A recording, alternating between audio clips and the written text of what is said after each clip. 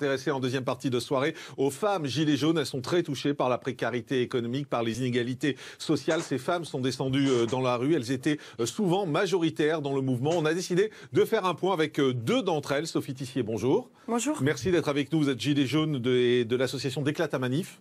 C'est pas une association, mais c'est un groupe de gilets jaunes. C'est un groupe de gilets jaunes. Qui est constitué sur le fait de déclarer collectivement les manifs en préfecture. Et puis Valérie Vidal, bonjour. Bonjour. Merci également d'être là. Vous êtes gilet jaune de Dreux. La première chose qui me surprend, c'est que vous ayez le gilet jaune, parce que ces dernières semaines, on a reçu beaucoup de gilets jaunes qui refusaient de les mettre. Et vous, on vous a rien demandé, hein, vous me le confirmez, mais spontanément, vous êtes venu sur ce plateau avec les gilets jaunes. Pourquoi? Ça veut encore dire quelque chose pour vous? Bah oui, écoutez, là, on va justement célébrer le 17, malheureusement, je vais dire déjà 1 an. Et oui, c'est important parce qu'en fait, on s'est tous rassemblés sous le gilet jaune. Et puis, on perd pas de vue, en fait, les premières revendications qui ont été faites. Pardon, excusez-moi. Sophie, pourquoi, d'après vous, certains ne veulent plus le porter, ce gilet jaune? Il a été tellement décrédibilisé dans les médias par la minorité de violences qui a malheureusement eu lieu dans le mouvement. C'est quand même des violences qui étaient vraiment sporadiques et qui ne représentent pas du tout les gilets jaunes. Et c'est effectivement ce qui nous a rassemblés comme symbole. Et nous, on appelle tout le monde à venir en gilet jaune le 16 novembre pour revenir à nouveau mobiliser tous ensemble, sans violence, dans une grande manifestation déclarée justement collectivement à Paris et dans les grandes villes. Il y aura plein de choses qui vont se passer le 16 et le 17 novembre. Et on peut retrouver les événements sur Facebook, Acte 53, 16-17 novembre. Les Gilets jaunes, 1 an, et le pouvoir pour le peuple. Voilà. Valérie, est-ce que c'est pas à bout de souffle les gilets jaunes aujourd'hui? Non, enfin, à bout de souffle. En fait, si vous reprenez l'exemple, enfin, si on reprend l'exemple du départ du 17, où effectivement beaucoup de choses ont changé, il y a eu automatiquement une évolution. Il y a quand même 1 an qui s'est écoulé. Beaucoup de gilets jaunes travaillent, hein, donc en fait, il y a eu aussi ce genre de roulement. Là, vous voyez, je suis ce matin là avec vous. D'autres auraient pu être là, mais ils travaillent. Donc voilà, on tourne comme ça. À bout de souffle, je dirais qu'il y a plutôt une évolution. Il y a une évolution et beaucoup de travail. Plus sur des dossiers, des choses plus sur le... C'est plus un travail de fond aujourd'hui. Tout à fait. C'est-à-dire qu'au départ, c'était dans la rue, montrer la puissance. Exactement. Et aujourd'hui, vous dites, on fait plutôt un travail de fond. On maintient les manifestations quand même. Oui. Tous les samedis, il y a des manifestations, il y a moins de monde parce Ouais. qu'effectivement, c'est compliqué de se libérer tous les samedis. Mais c'est pour ça qu'on se concentre sur des gros événements, là pour les 1 an. Et on appelle également le 5 décembre à aller converger avec les syndicats. On va venir dans un instant sur le 5 décembre, justement, parce que c'est une autre étape, finalement, dans l'histoire des Gilets jaunes. Mais je voudrais juste qu'on s'arrête un instant sur France 3, qui ce soir va s'intéresser aux femmes. Et c'est vrai, Sophie, qu'on a le sentiment qu'au départ, c'est presque les femmes qui sont à l'initiative de ce mouvement. Pourquoi elles? Bien sûr, c'est les femmes qui sont en première ligne de la précarité, qui ont besoin de faire des courses, qui voient le prix de la vie qui augmente, qui ont besoin de mettre de l'essence dans leur voiture, toutes les femmes en province, qui vont travailler, qui font les courses, qui s'occupent des enfants, etc. C'est de plus en plus difficile pour les femmes. Les inégalités aussi que subissent les femmes dans la société, qui est quand même encore très machiste et en partie aussi misogyne, elles sont criantes et elles sont exacerbées par toute la politique d'Emmanuel Macron, qui est ultralibérale et qui va pas du tout dans le sens de protéger les femmes dans leur vie, que ce soit par rapport à leur pouvoir d'achat, mais aussi par rapport aux violences qu'elles subissent.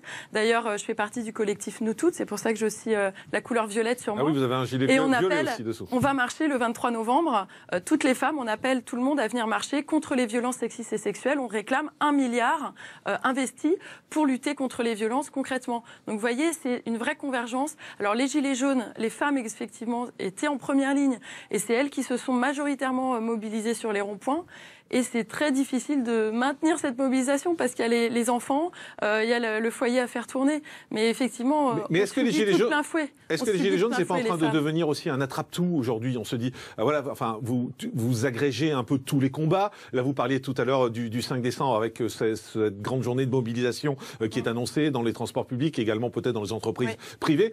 On a le sentiment, Valérie, qu'à un moment donné, les gilets jaunes, c'est tout et n'importe quoi, et en train de se jeter sur n'importe quel mouvement en se disant, on existe encore. Alors, c'est vrai qu'au départ, quand on s'est tous retrouvés pour cette histoire justement de carburant, donc qui était la base, on le rappelle. Qui était la base. En fait, c'est la petite goutte d'eau qui a fait déborder le vase.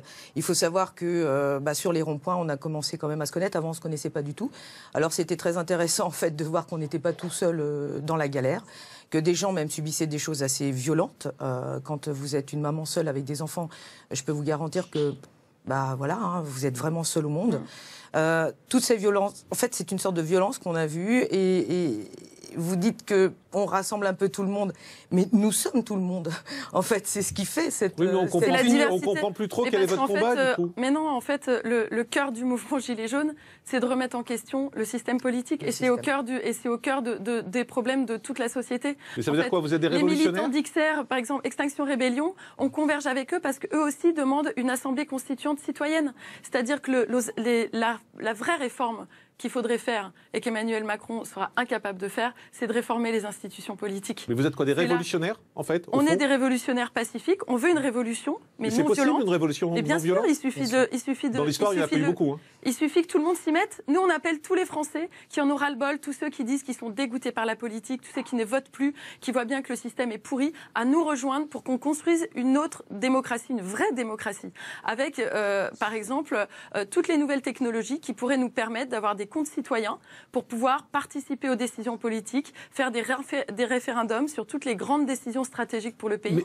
Il faut qu'on réforme les institutions. Nous, on appelle à la dissolution de l'Assemblée nationale. C'est notre revendication. C'est toujours votre revendication. C'est notre première revendication. Je comprends bien ce que vous dites, mais en même temps, force est de constater que quand on regarde, par exemple, les élections où il y a eu des gilets jaunes, vous représentez rien. Quand on regarde dans la rue, vous représentez pas grand-chose.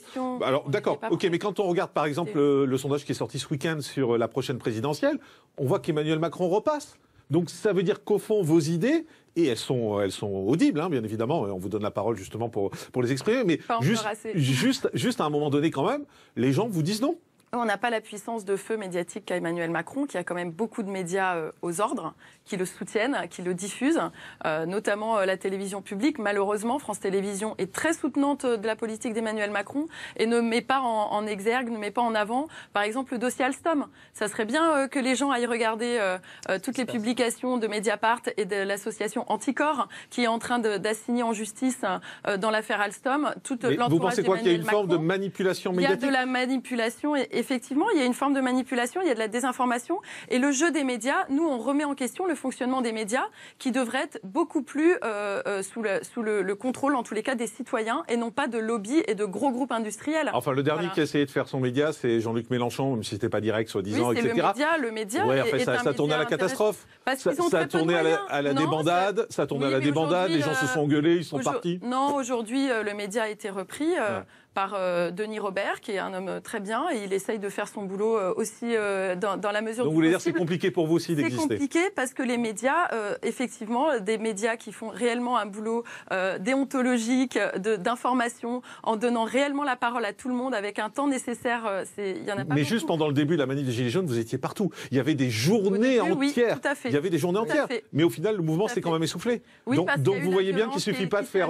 Il y a eu la récupération par la gauche insurrectionnelle, malheureusement. Mais il suffit pas de faire 12 heures d'antenne, il suffit pas d'avoir 12 heures d'antenne pour que le public adhère, puisqu'on vous avez eu pendant au moins 20 ou 25 week-ends. Mais nous ne sommes pas des professionnels de la communication. Voilà, à la base, nous sommes des mamans. On travaille et oui, c'est pas facile. Et en fait, c'est ce qu'on se disait ensemble. Il y a un an, jamais on n'aurait imaginé, même là, ce matin, être là. Je veux dire, c'est incroyable qu'on en soit quand même arrivé là. Ben vous voyez que les médias vous donnent la parole aussi. On a beaucoup reçu de Gilets jaunes. Exactement. En tout cas, merci à toutes les deux d'avoir été sur ce plateau. Merci. On peut rappeler rapidement la manif le 16 novembre. Tous au Sacré-Cœur, une manif déclarée légaliste, non violente. On tient à le dire, les Gilets jaunes sont non violents, majoritairement. Et on sera tous ensemble co-signataires de la manifestation. Exactement. Et France 3 s'intéresse aux femmes Gilets jaunes ce soir, en deuxième partie de soirée. Merci à toutes les deux d'avoir été avec nous. Merci Alexandra. À demain. Bye bye.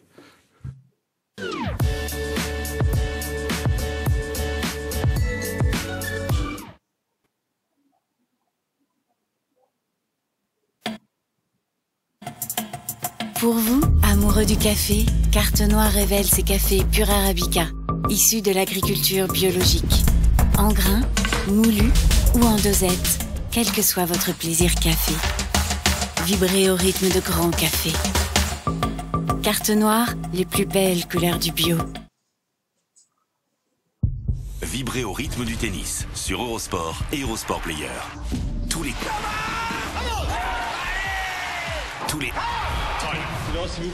Tous les ATP Masters 1000, tous les ATP 500, 3 tournois du Grand Chelem, 37 tournois ATP, 11 mois de...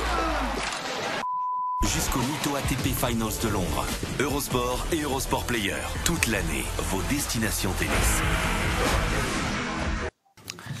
Bonsoir à tous et bienvenue à l'heure des pros.